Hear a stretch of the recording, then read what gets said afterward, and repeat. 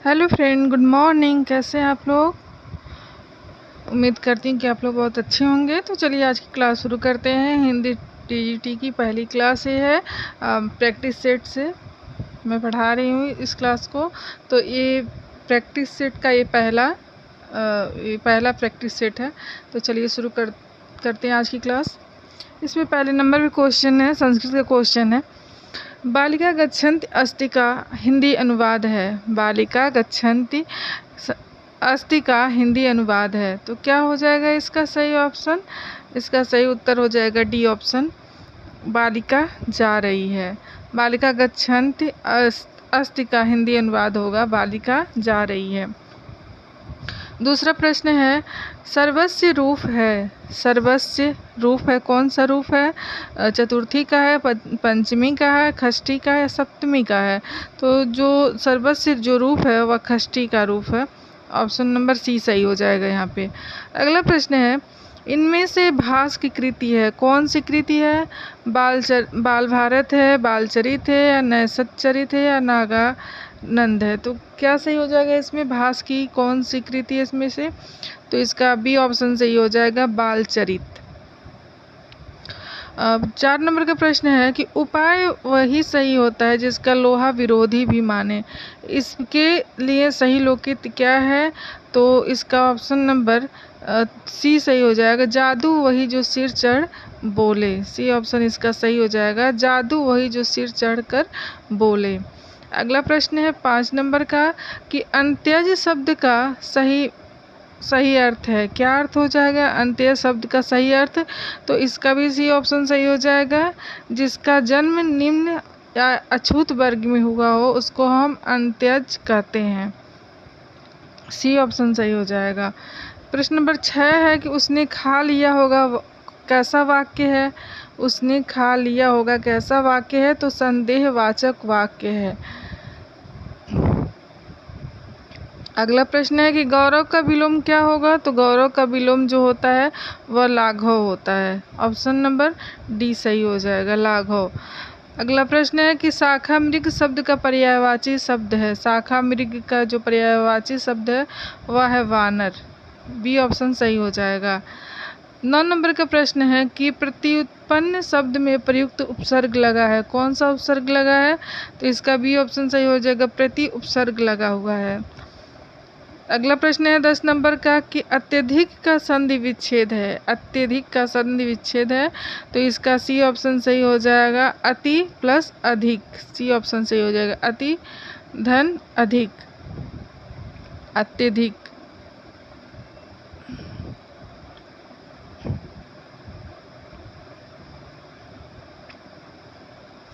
अगला प्रश्न है कि कौन सा शब्द पुल्लिंग है? इनमें से कौन सा शब्द पुल्लिंग है? ताला है, वेल है, माला है, या साया है?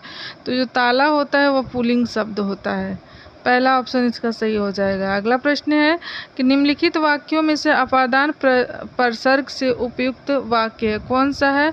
तो इसका सी ऑप्शन सही हो जाएगा, अपादान जिसमें लगा हुआ है उपसर्ग, इसमें सी ऑप्शन सही हो जाएगा। राम ने अपने पुत्र से नाता तोड़ लिया। अपादान का मतलब होता है अलगाव होना।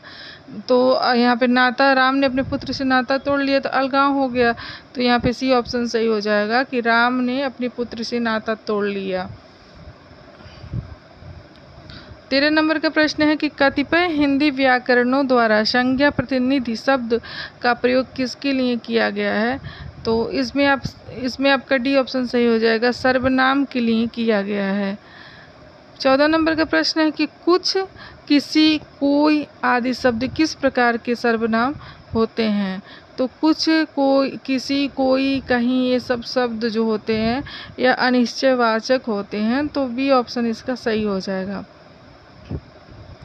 15 नंबर का प्रश्न है कि संज्ञा पदबंध बतलाने वाला वाक्य कौन सा है? संज्ञा पदबंध बतलाने वाला वाक्य कौन सा है? तो इसमें आपका डी ऑप्शन सही हो जाएगा, रात को पहरा देने वाले को हम जो रात को पहरा देने वाला शब्द है ये संज्ञा पदबंध बतलाने वाला वाक्य है, रात को पहरा देने वाला। तो डी ऑप्शन यहाँ पे सही हो जाएगा। अगला प्रश्न है कि बूद अघात सहे गिरि कैसे, खल के वचन संत सह जैसे में कौन सा अलंकार है? तो यहाँ पे उदाहरण अलंकार हो जाएगा, बी ऑप्शन सही है। 17 नंबर का प्रश्न है कि करुण रस का अस्थाई भाव क्या है? करुण रस का अस्थाई भाव क्या है? तो करुण रस का अस्थाई भाव पहला सही हो जाएगा, शोक होता है। रति जो है श्रृंगार का है, निर्वेद किसका होता है? निर्वेद किसका हो जाएगा? वात्सल का हो जाएगा। और क्रोध, क्रोध किसका हो जाएगा? आप लोग बताइएगा। रस निष्पत्ति के संबंध में भट्टलुल्लट का मत है। रस निष्पत्ति के संबंध में भट्टलुल्लट का मत है, क्या है? तो यहाँ पे आपका ऑप्शन दिया है, अनुमतिवाद है या उत्पत्तिवाद है या भुक्तिवाद है या अभिव्यक्तिवाद है। तो यहाँ पे आपका ऑप्शन नंबर बी सही हो जाएगा, उत्पत्तिवाद। अगला प्रश्न है यहाँ पे कि मणिकर्णिका के लेखक हैं, कर्णिका के लेखक हैं कौन है? ओम प्रकाश वाल्मीकि हैं या डॉक्टर धर्मवीर भारती हैं या यहाँ पे कट गया है ऑप्शन इसका, या तुलसी राम हैं या सूरज पाल चौहान है। तो यहाँ पे जो आपका सी ऑप्शन है यही सही हो जाएगा, तुलसी राम। सी ऑप्शन यहाँ पे कट गया है, तुलसी राम, यही सही ऑप्शन होगा आपका। ऑप्शन नंबर सी सही हो जाएगा, तुलसी राम।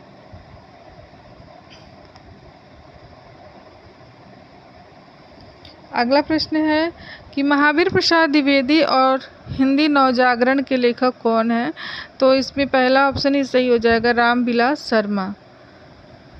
साहित्यालोचन किसका लिखा हुआ समीक्षात्मक ग्रंथ है?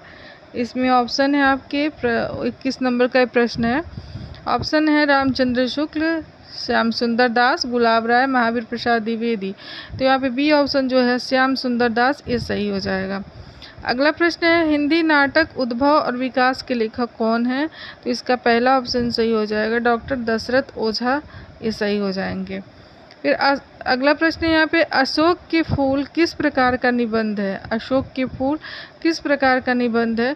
तो अशोक का फूल जो है एक ललित निबंध है। अशोक के फूल जो हैं कैसे हैं? तो एक ललित निबंध है। डी ऑप्शन यहाँ पे सही हो जाएगा, ललित निबंध है। अगला प्रश्न है 24 नंबर का कि एवन के द्वार पे निबंध के लेखक हैं। एवन के द्वार पर निबंध के लेखक हैं कौन हैं? तो सी ऑप्शन सही हो जाएगा, डॉक्टर नगेंद्र हो जाएंगे। अगला प्रश्न है कि अर्धनारीश्वर निबंध संग्रह के रचनाकार हैं कौन हैं?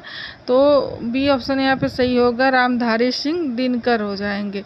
B option Ramdhari Singh Dinkar. अगला प्रश्न है यहाँ पे कि हिंदी का ऐसा कौन निबंधकार है जिसके ध्यान में लिखते समय बाण और डंडी रहा करते हैं? हिंदी का ऐसा कौन निबंधकार है जिसके ध्यान में लिखते समय बाण और डंडी रहा करते हैं? तो यहाँ पे ऑप्शन नंबर सी सही हो जाएगा, गोविंद नारायण मिश्र जी हैं। फिर अगला प्रश्न है कि संस्कृत के 4 अध्याय किसकी रचना है? संस्कृत के 4 अध्याय किसकी रचना है? तो डी ऑप्शन यहाँ पे सही हो जाएगा, दिनकर की रचना है संस्कृत के 4 अध्याय, रामधारी सिंह दिनकर। अगला प्रश्न है यहाँ पे कि बैर क्रोध का अचार या मुरब्बा है, यह कथन किस निबंधकार का है? बैर क्रोध का अचार या मुरब्बा यह कथन किस निबंधकार का है? तो इसका ऑप्शन हो जाएगा सही, सी ऑप्शन, आचार्य रामचंद्र शुक्ल जी हैं। फिर अगला प्रश्न है कि ठिठुरता हुआ गणतंत्र किसकी रचना है? ठिठुरता हुआ गणतंत्र किसकी रचना है? तो सी ऑप्शन अब सही हो जाएगा, हरिशंकर प्रसाई का है।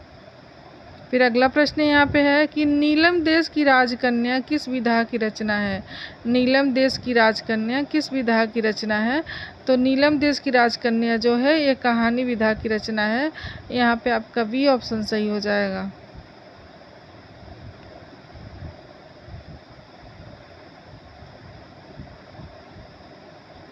अगला प्रश्न है कि मुंशी धनपत राय को प्रेमचंद्र नाम से सुशोभित करने वाले व्यक्ति का नाम है। मुंशी धनपत राय को प्रेमचंद्र नाम से सुशोभित करने वाले व्यक्ति का नाम है, क्या नाम है? तो वो है मुंशी दया नारायण। ऑप्शन नंबर पहला यहाँ पे सही हो जाएगा। फिर 32 नंबर का प्रश्न है कि भोला राम का जीव व्यंग के लेखक कौन है? तो इसका ऑप्शन पहला सही हो जाएगा, हरिशंकर प्रसाई जी हैं। फिर अगला प्रश्न है कि कॉमरेड का कोट कहानी के लेखक कौन है? तो कौन हो जाएंगे?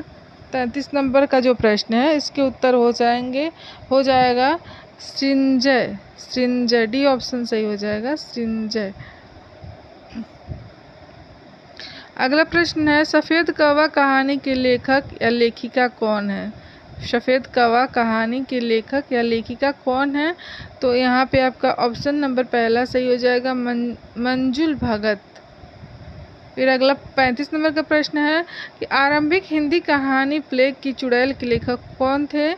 तो यहाँ पे ऑप्शन है भगवान दास, किशोरी लाल गोस्वामी, बंग महिला या गिरजा दत्त वाजपेयी। तो यहाँ पे पहला ऑप्शन सही हो जाएगा, भगवान दास हैं। फिर अगला है ननकू सिंह किस कहानी का पात्र है? ननकू सिंह किस कहानी का पात्र है? तो ननकू सिंह जो है गुंडा कहानी का पात्र है। और गुंडा कहानी किसने लिखा है? इसका आप लोग कमेंट पे बताइएगा उत्तर, गुंडा कहानी किसने लिखा है।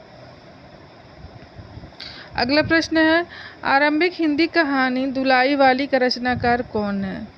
आरंभिक हिंदी कहानी दुलाई वाली का रचनाकार कौन है? तो यहाँ पे ऑप्शन नंबर डी सही हो जाएगा, बंग महिला है। अगला प्रश्न है बंग महिला को और किस नाम से जाना जाता है? इसका उत्तर भी आप लोग कमेंट में बताइएगा। अगला प्रश्न है अंधेर है दस्यु फिर भी मैं तुमसे प्रेम करती हूँ, यह पंक्ति प्रसाद की किस कहानी से है? किस कहानी से लिया गया है? जयशंकर प्रसाद की किस कहानी से लिया गया है यह पंक्ति? तो ये है ऑप्शन नंबर ये सही हो जाएगा, आकाशदीप से है ये। अगला प्रश्न है यहाँ पे घीसू और माधव किस कहानी के पात्र हैं? तो घीसू और माधव जो हैं यह कफन कहानी के पात्र हैं। और कफन कहानी किसके द्वारा लिखा गया है? प्रेमचंद्र जी के द्वारा लिखा गया है। अगला प्रश्न है उसने कहा था कहानी के लेखक हैं। उसने कहा था कहानी के लेखक हैं कौन है? तो चंद्र शर्मा गुलेरी जी हैं। फिर 41 नंबर का क्वेश्चन है कि रुकोगी नहीं राधिका की उपन्यासकार कौन है? रुकोगी नहीं राधिका की उपन्यासकार कौन है? ऑप्शन यहाँ पे कट गया है, दो ऑप्शन। पहला ऑप्शन है दीप्ति खंडेलवाल, दूसरा है राजी सेठ, तीसरा है मंजुल भगत और चौथा है उषा प्रियंवदा। तो इसमें कौन सा सही हो जाएगा? तो ऑप्शन नंबर इसका सही हो जाएगा, डी ऑप्शन सही हो जाएगा। डी ऑप्शन क्या है? तो डी ऑप्शन है उषा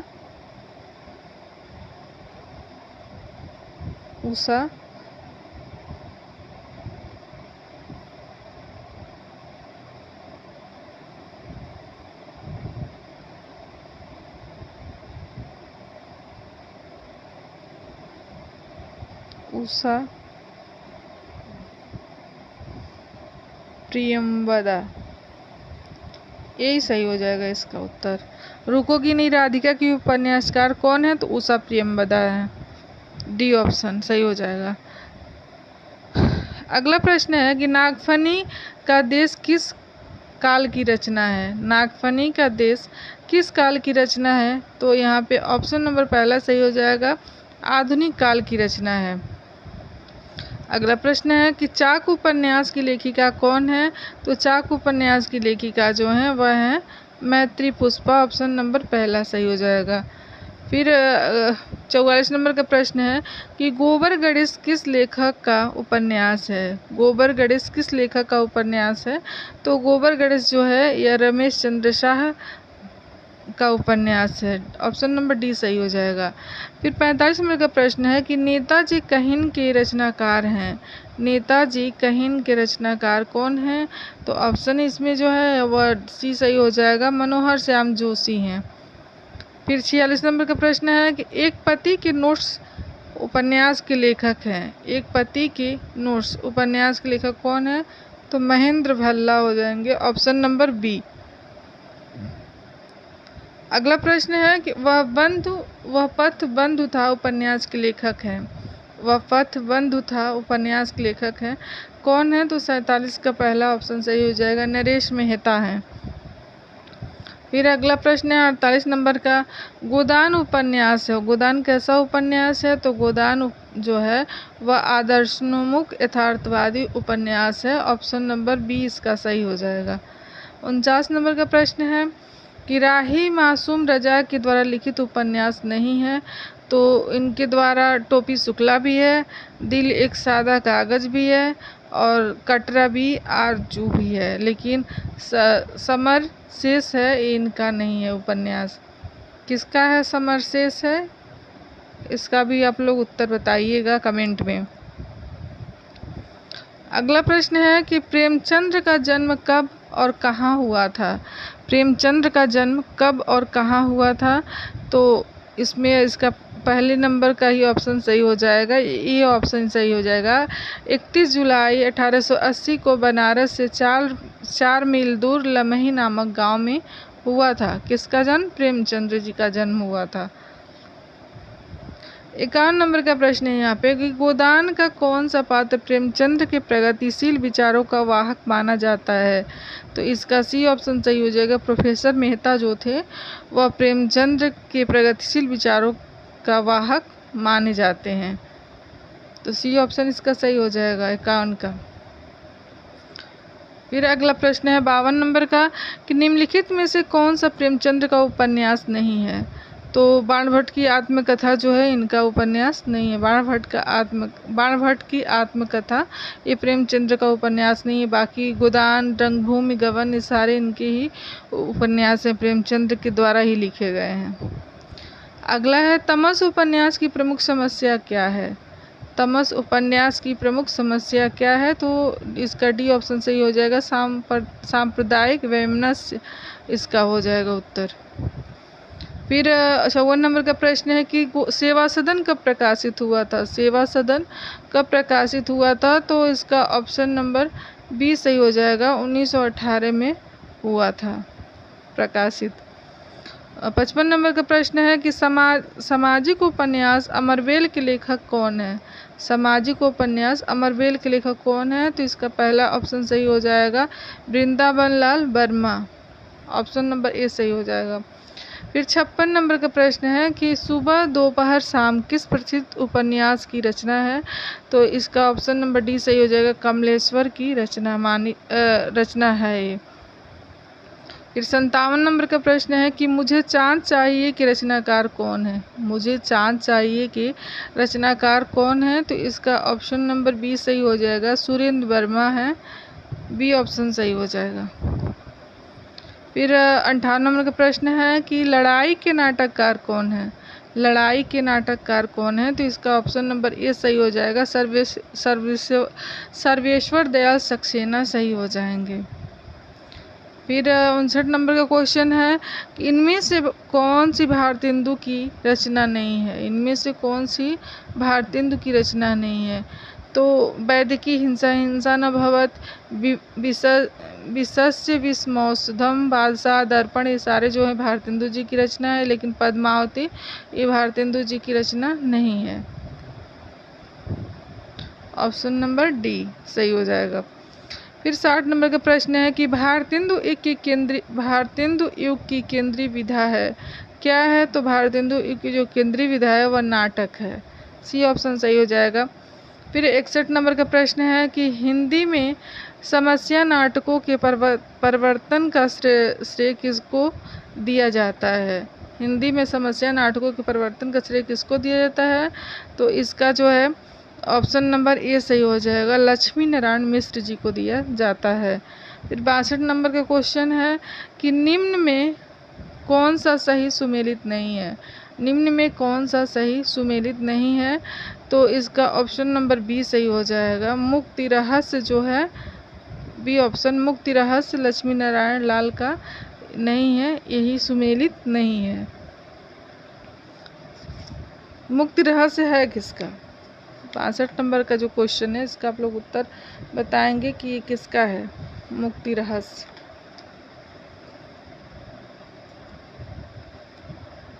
अगला क्वेश्चन देखते हैं। 63 नंबर का प्रश्न है कि स्कंदगुप्त नाटक में यह संवाद किसका है कि रोने से, भीख मांगने से कुछ अधिकार मिलता है, जिसके हाथों में बल नहीं उसका अधिकार ही कैसा है, किसका है? तो यह है ऑप्शन नंबर बी, भटार का है ये।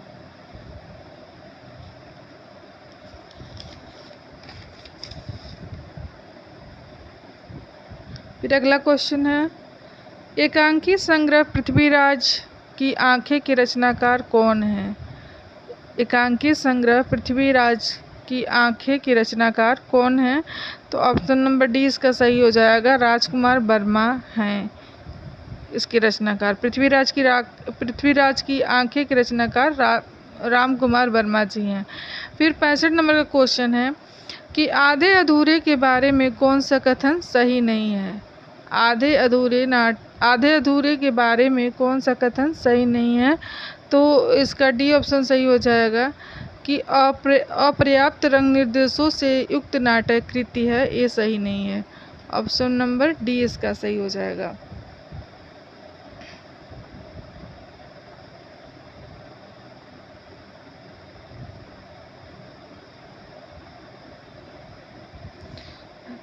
जो हम लोगों ने यहाँ 62 नंबर क्वेश्चन देखा है कि मुक्ति रहस्य किसका है? मुक्ति रहस्य यहाँ पे दिया गया है लक्ष्मी नारायण लाल का दिया गया है ना, लेकिन लक्ष्मी नारायण लाल का नहीं है ये।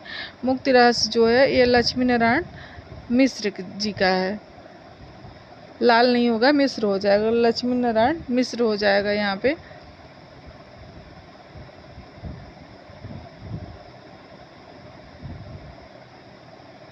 लक्ष्मी नारायण मिश्र जी का है।